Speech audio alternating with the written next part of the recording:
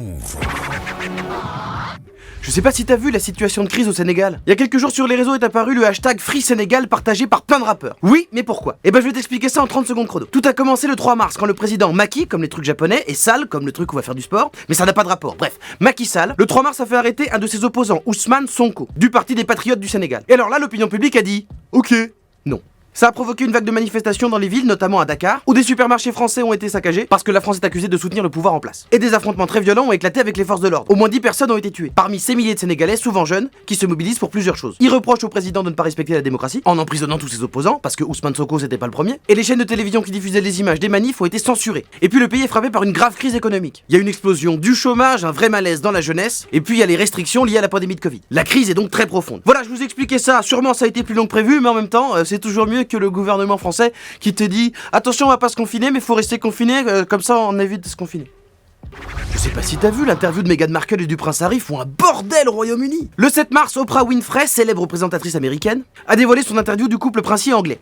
La première depuis qu'ils se sont plus ou moins fait virer de la famille royale. En gros, hein. Et là, effet d'une bombe. Meghan Markle a accusé la famille royale britannique d'être raciste, envers elle, première métisse à devenir princesse, mais aussi envers son bébé, Archie, car ce Noël, l'entourage de la reine aurait fait des remarques plus que désobligeantes rapport à la possibilité que le bébé y naisse noir. Ce qui est...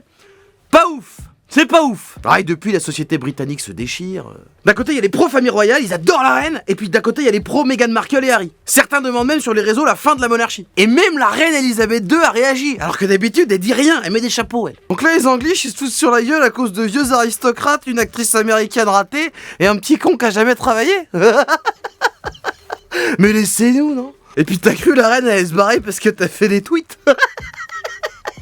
Elle a survécu à la Deuxième Guerre mondiale, bande de quiche, alors un bad buzz. Bouh.